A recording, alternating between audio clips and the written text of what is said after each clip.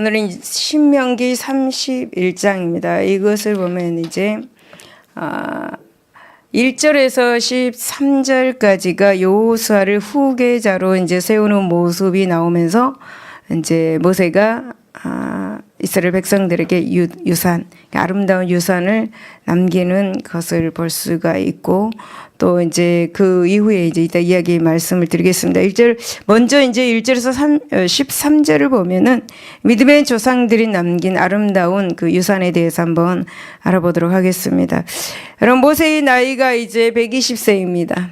그래서 120세, 참으로 모세는 파란만장한 그런 생을 살아왔습니다. 그러나 모세는 이제 인생을 마감할 사람이 되었죠. 모세는 120년 전에 애굽에서 태어나서 이제 하나님의 극적인 구원 역사로 인하여서 나일강에서 구출된 모세는 바로의 궁전에서 40년을 살았습니다.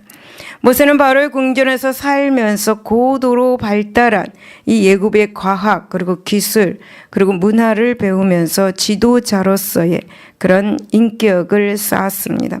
그러나 모세를 이스라엘 백성들의 그 구원자로 지명하신 하나님은 이제 40세 되던 해에 모세를 미디안 강야로 내몰았습니다. 그리고 거기서 40년간 장인 이드로의 양을 치면서 목자로서 이제 장차 이스라엘 백성들의 지도자가 될 신앙 인격을 형성하였습니다. 이때 모세는 시내산에서 떨긴 나무 아래서 하나님의 부름을 받았습니다. 그리고 이스라엘의 구원자로 애굽의 바로왕 앞에 서게 되었습니다. 그 당시 이스라엘 백성들은 애굽의 노예로 살고 있었습니다. 하나님은 모세를 통해서 이들을 애굽에서 인도하여 내셨습니다. 그리고 그 후 40년간 거의 200여만 명, 장정만 60여 만이나 되는 이스라엘 백성들을 이끌고 광야를 방랑해야 했습니다. 그러기를 40년 만에 모세와 이스라엘 백성들은 이제 마침내 약속의 땅 가나안이 멀리 보이는 모압 평지에 도착하였습니다. 그러나 모세는 광야 생활 도중에 무리바 물 사건으로 인하여서 하나님의 거룩하심을 훼손하는 그런 실수를 범한 결과 사모하던 약속의 땅에 들어갈 수 없게 되었습니다. 그렇지만 모세는 후계자를 세워서 이스라엘 백성들이 가나안을 향한 행진을 계속하도록 돌보아 주어야 할 책임이 있었습니다. 이와 관련해서 본문에는 모세가 후계자 여호수아에게 당부하는 내용이 언급되고 있습니다. 여러분, 비록 이스라엘 백성들의 그 출애굽과 광야 생활의 지도자 모세는 자기 자신이 가나안에 들어갈 수는 없지만 끝까지 이스라엘 백성들을 가나안에 무사히 정착하도록 최선의 노력을 기울였습니다. 이를 위해 모세는 여호수아를 불러서 여러 가지 당부의 말을 남겼습니다. 이러한 모세의 당부는 오늘날 믿음의 자손들인 우리 성도들에게 하늘 가나안에 들어가는 비결을 일러주는 유언이라고 말할 수가 있습니다. 그렇다면 이제 본문을 통해서 과거 믿음의 조상들이 남긴 그 이러한 훌륭한 신앙 유산을 한번 살펴보도록 하겠습니다. 첫 번째 보면 6절에서 8절입니다. 담대한 믿음을 남겨주었습니다. 너희는 강하고 담대하라. 두려워하지 말라. 그들 앞에서 떨지 말라. 이는 내 하나님 여호와 그가 내게 함께 하시며 결코 너를 떠나지 아니하시며 버리지 아니하실 것임이라 하고, 모세가 여호수아를 불러 온 이스라엘의 목전에서 그에게 이르되 너는 강하고 담대하라. 너는 이 백성을 거느리고 여호와께서 그들의 조상에게 주리라고 맹세하신 땅에 들어가서 그들에게 그 땅을 차지하게 하라. 그리하면 여호와 그가 내 앞에서 가시며 너와 함께 하사 너를 떠나지 아니하시며 버리지 아니하시리. 너는 두려워하지 말라. 놀라지 말라. 라고 그렇게 말씀하며, 하나님께서는 지금 이 말씀을 통하여서 우리에게 말씀하고 있습니다. 우리 모두는 마음을 강하게 하고 담대히 해야 될 줄로 믿습니다. 하나님께서는 먼저 그곳에 가 계십니다. 할렐루야. 그래서 하나님은 저에게 기대하라 라고 말씀을 해 주셨습니다. 여러분, 저는 이제 이 교회 건축을 하면서 작년에 이제 몇 가지 몸에 혹이 생겼죠. 근데 건강검진을 하면서 이제 여러 가지 이제 목에, 머리에 혹이 있었고, 그 다음에 이제 뭐 혈관이 좀 나와 있었고, 그 다음에 위에 혹이 있었고, 그 다음에 이제 그 갑상선에 결점, 그러니까 혹이 있었고, 또 쓸개에 돌이 있다라고 그렇게 이제 건강검진에서 그렇게 나왔습니다. 그리고 심장에는 역류하는 피가 있다. 이제 그렇게 이야기가 나왔었습니다. 그래서 이제 건강검진을 하면서 그런 결과가 나와서 이제 큰 병원에 가서 다시 한번 확인하세요라고 이제 그래서 고대병원에 가가지고 이제 했습니다. 했는데 이제 뭐 모든 것은 다 똑같이 있었고 이제 제일 걱정되는 게 머리에 혹이었습니다. 그래서 제가 하나님께 기도했습니다. 하나님, 제가 이 혹 때문에 수술을 하려면 병원에 입원을 해야 되는 거고, 그러면 성도들에게 이 은혜가 안 되는데 어떻게 해야 됩니까? 하나님, 제 이 혹을 좀 없애달라고 이제 그렇게 기도를 했습니다. 그리고 MRI를 찍고 확인 결과 혹이 사라졌습니다. 그 혹이 있는 자리에 자국, 이제 뭐 흉터만 있다라고 그렇게 이제 의사 선생님이 그렇게 이야기를 했죠. 그리고 이제 위는 몇 개월 후에 다시 봅시다 했는데 엊그저께 이 내시경을 했습니다. 제가 이 내시경을 하기 전에 하나님, 아무것도 아니게 해주고 좀 사라지게 해달라고 이제 그렇게 또 기도를 했죠. 이제 앞에 들어가야 할 고척동 성전이 있는데 또 아프면 안 되잖아요. 그래서 이제 그렇게 기도를 하고 위 내싱을 했는데 아무것도 아니었고 근육이 조금 나와 있을 뿐이었습니다. 너무 감사했죠. 이제 또 6월 27일 날 이제 여기 하는데 그때도 하나님께서 사라지게 하실 줄로 믿습니다. 그래서 이제 그곳에 들어가려면 저에게도 강하고 담대함이 필요한 것 같습니다. 그러니까 하나님께서 이런 것들을 없애주게 하시면서 이제 내가 살아 있음을 하나님이 저에게 이제 알려주시고, 또 그러니까 이제 너의 인생을 내가 책임지겠다 이거 아닙니까? 그래서 강하고 담대하라 이제 이렇게 말씀을 해주셨습니다. 그래서 이 본문에 나오는 모세도 이제 적과 꿀이 흐르는 가나안 땅을 들어갈 수가 없죠. 저는 이제 들어갑니다. 네. 이제 모세는 이제 나이가 많이 들고, 그래서 이제 또 하나님의 말씀을 조금 거역했기 때문에 이제 그렇게 이제 적과 꿀이 흐르는 가나안 땅에 들어갈 수가 없습니다. 그래서 이제 후계자를 세워야 되는데 이제 여호수아를 하나님께서 지목을 해서 이제 여호수아에게 이제 후계자로 이제 세웁니다. 그래서 여호수아를 불러서 너는 마음을 강하게 하고 담대히 하라라고 그렇게 당부를 합니다. 다시 말씀을 들으면 이제 담대한 믿음을 가져라라는 거죠. 여러분, 이제 사실 잠시 후에 들어갈 이 가나안 땅에는 정말 막강한 가나안 7 족속이 오랫동안 터를 잡고 살아온 땅이었습니다. 7 족속인 요단 동편의 두 아모리 왕, 헤스본 왕, 그리고 시온, 바산 왕 5개 그 군사력과 여러분 전력은 정말 막강하였습니다. 그래서 가나안 7 족속은 군사력과 전력은 굉장했습니다. 그래서 여러분, 이스라엘 백성들은 40년 동안 강야 생활을 하면서 지칠 대로 지쳐 있었습니다. 뿐만이 아니라 이스라엘 백성들은 군대가 있습니까? 군대도 없습니다. 어린 아이, 그리고 노인, 여자들, 그리고 가축들이 한데 엉겨서 살았을 뿐입니다. 이들은 가나안 땅에서 상대해야 할 이 군사들은 한두 사람이 아니었습니다. 무려 가나안 전역의 7 족속이 각기 막강한 그러한 군사력을 보유하고 있었습니다. 7 족속들은 이스라엘의 침공을 사전에 미리 준비하여서 경계태세를 만전을 가하고 있었습니다.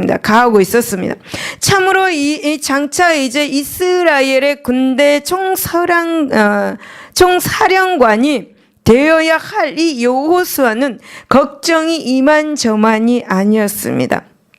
이런 여호수아에게 모세는 담대한 믿음을 가지라라고 그렇게 권면을 해주고 격려를 해 주었습니다. 여러분 마찬가지입니다. 오늘 하늘 가나안을 향해서 행진해 나가는 우리 성도들에게는 엄청난 많은 장애들이 있습니다. 더욱이 가나안 족속으로 대치될 수 있는 사단의 세력은 막강합니다.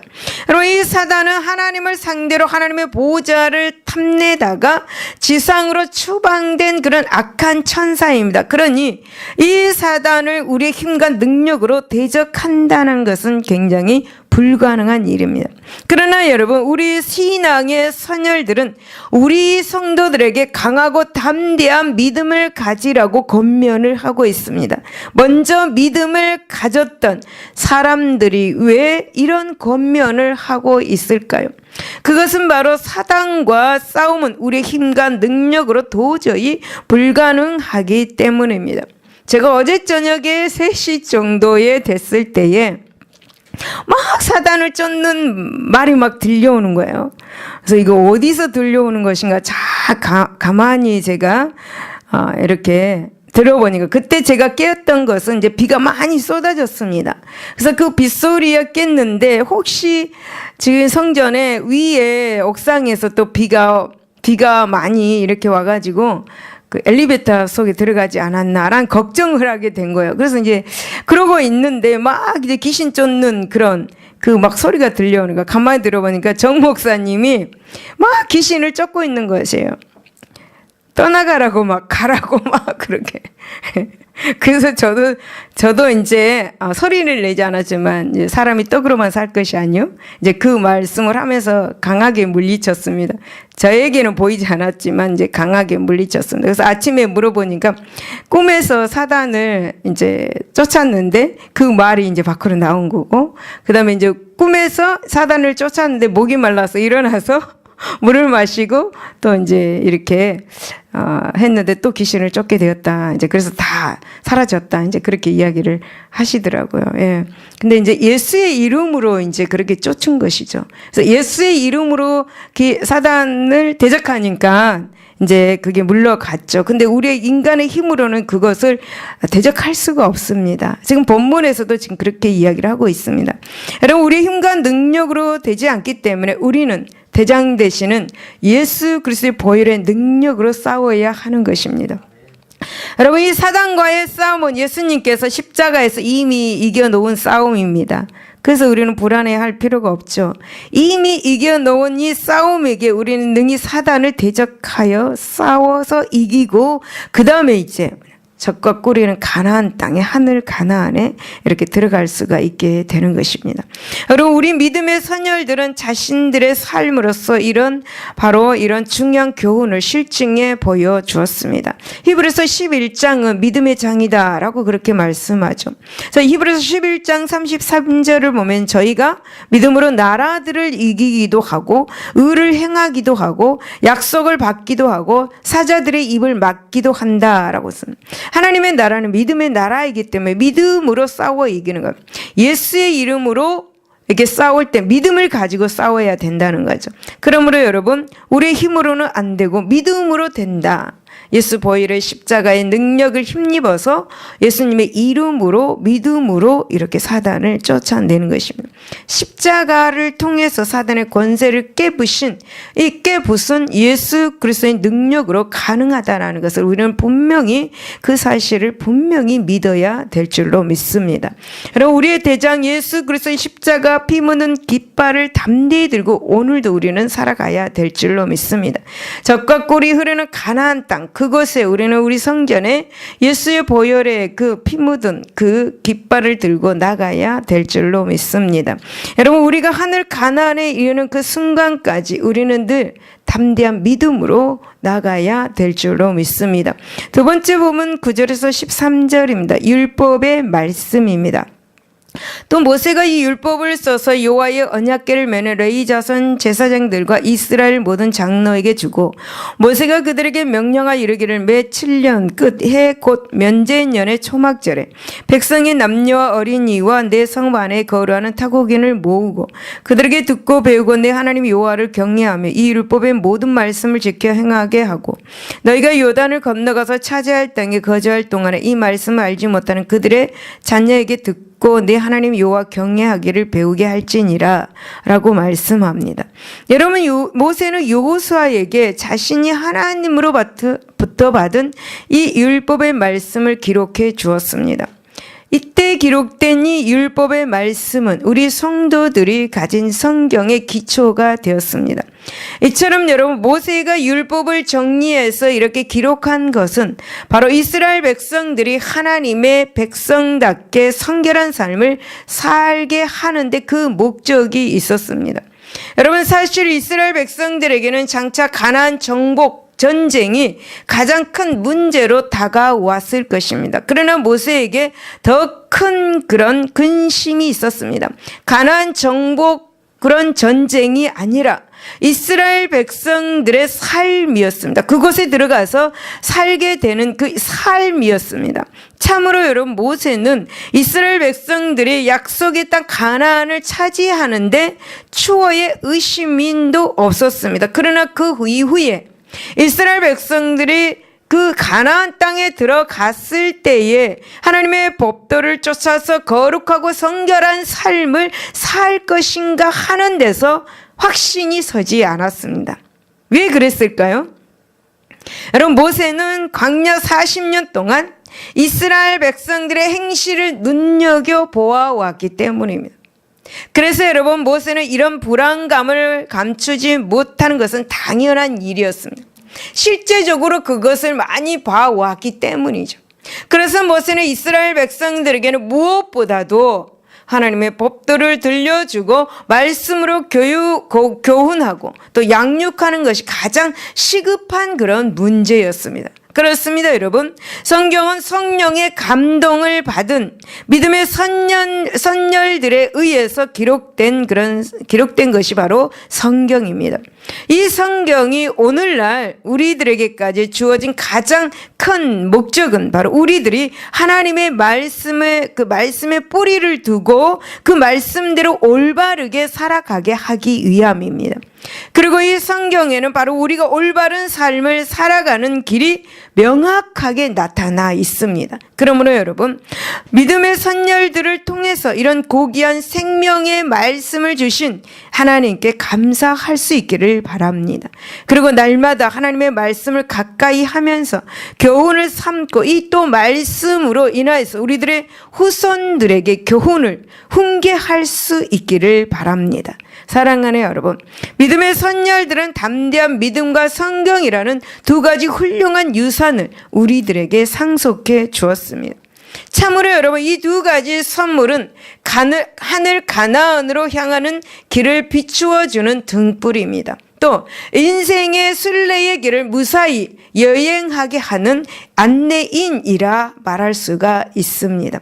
그러므로 여러분, 성도 여러분, 믿음의 조상들의 피로 값주고 산 이 성경, 아름다운 유산을 놓치지 마시기를 바랍니다.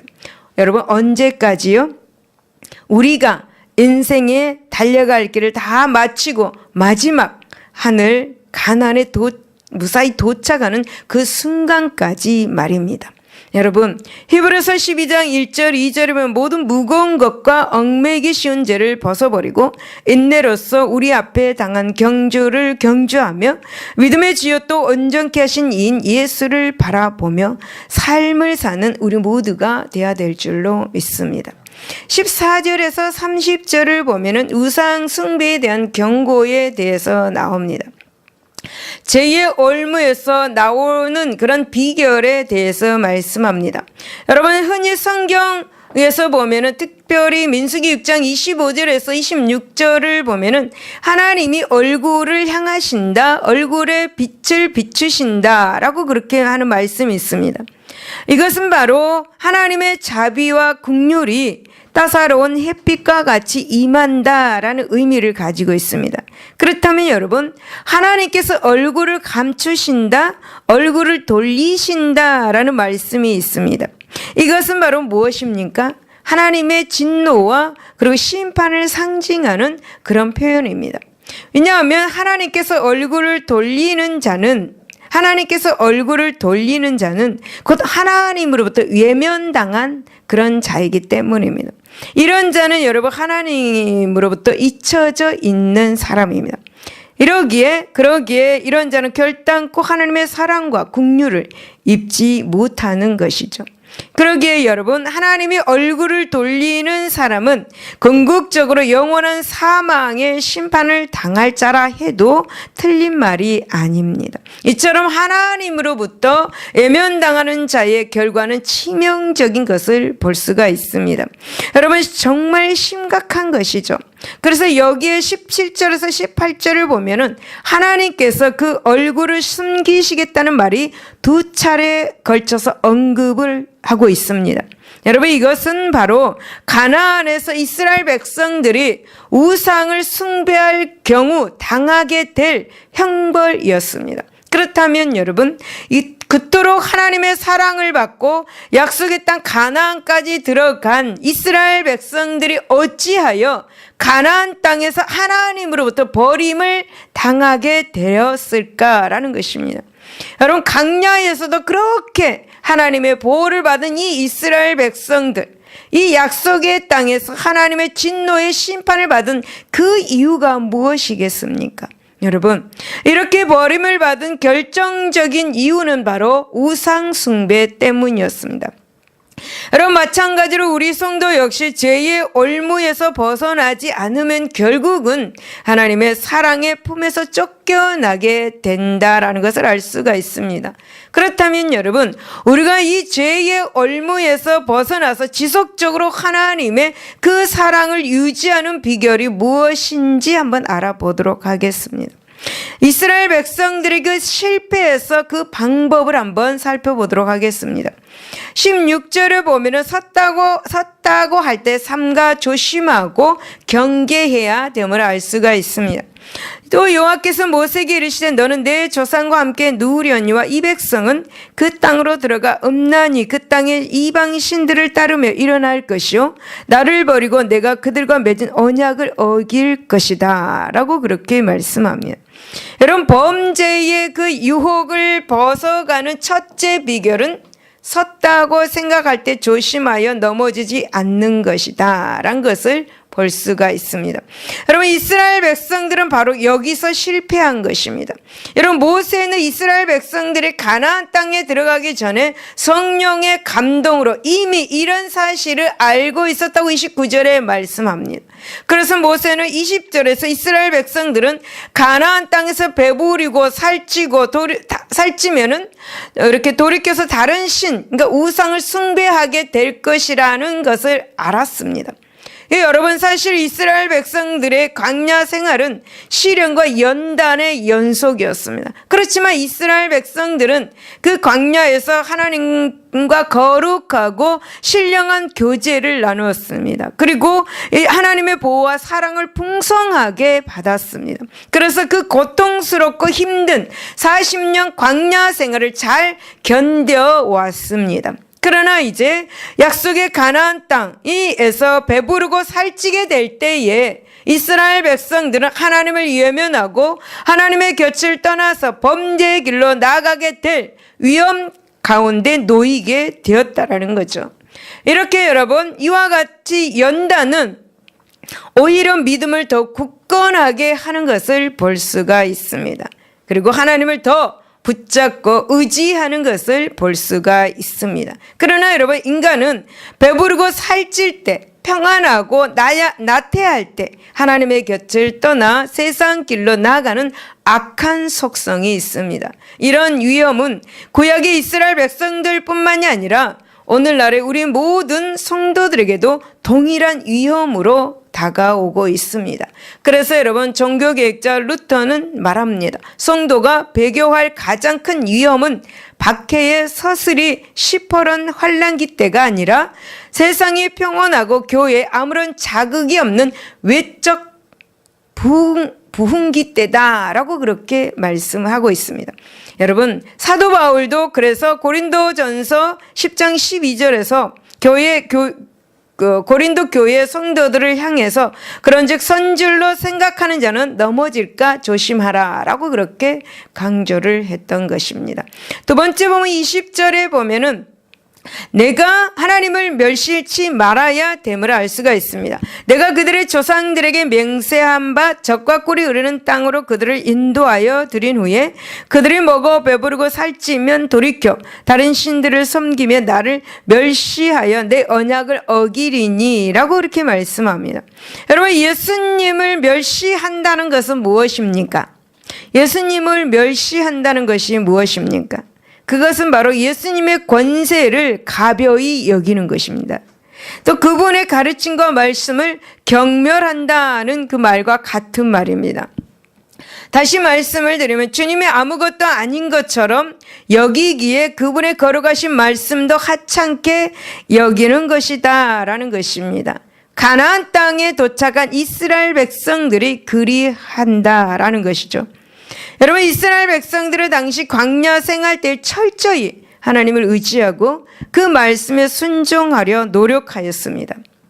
그리고 만약 그렇지 못할 경우에 이스라엘 백성들은 광야에서 음식 문제로, 식수 문제로 혹은 이방 대적자의 침입으로 큰 고초를 겪었습니다.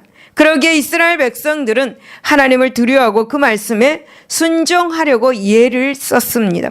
그러나 이제 가나안 땅에 도착하여 안정을 얻었을 경우에 이들의 반응이 어떻게 될 것인가? 이스라엘은 더 이상 광야에서 겪었던 그 고생을 겪지 않아도 되었습니다. 그러니 자연히 그 고통 속에서도 우상을 섬기고 하나님을 버리고 그랬는데 이제 그곳에 들어가면 더 편안해질 건데, 그러니 자연히 하나님을 가벼이 여기고 그분의 말씀을 대단치 않게 여길 위험이 있었다라는 것입니다. 여러분, 이와 같이 우리가 하나님을 두려워하지 않고 그분의 말씀을 대수롭지 않게 여길 때 우리는 죄의 올무에 사로잡히게 되는 것을 알 수가 있습니다. 그리고 하나님의 그 진노를 면할 수 없게 되는 것입니다. 그래서 잠언 14장 7절에 보면은 27절에 보면은 여호와를 경외하는 것이 생명의 셈이라 사망의 그늘에서 벗어나게 하느니라 라고 그렇게 교훈을 하고 있습니다. 그렇습니다. 여러분, 우리가 하나님의 법도를 지킴으로 죄의 올무에서 벗어나서 영원한 생명을 얻는 유일한 비결이 있습니다. 그것이 바로 하나님을 향해서 거룩한 두려움, 즉 하나님을 경외하는 것임을 믿으시고 기억하시기를 바랍니다. 세 번째 24절에 보면은 하나님의 말씀을 항상 가까이 하여야 함을 알 수 있습니다. 모세가 이 율법의 말씀을 다 책에 써서 마친 후에 라고 그렇게 말씀합니다. 여러분, 모세는 이스라엘 백성들의 범죄를 예방하고 가나안에서 올바른 믿음 생활을 할 수 있도록 하나님의 율법을 모두 기록하였습니다. 그래야 해서 이스라엘 백성들이 가나안 땅에 들어가서라도 항상 율법을 가까이 하고 그 말씀을 묵상함으로써 하나님의 법도 안에 살기를 소망하였음을 알 수가 있습니다. 여러분, 이와 같이 하나님의 말씀을 가까이 할 때만이 성도는 죄의 유혹을 물리칠 수가 있습니다. 왜냐하면 시편 119편 105절에 보면 주의 말씀은 발의 등이고 길의 빛이 되기 때문입니다. 그리고 디모데후서 3장 16절에도 보면 하나님의 말씀은 교훈과 책망과 바르게 함과 의로 교육하기에 유익하기 때문입니다. 히브리서 4장 12절에 보면 하나님의 말씀은 살았고 운동력이 있어 혼과 영과 관절과 골수를 찔러 쪼개기까지 하며 또한 마음의 생각과 뜻을 감찰하는 능력이 있기 때문에 하나님의 말씀을 가까이 해야만이 죄의 유혹에서 우리는 벗어날 수가 있다라는 것입니다.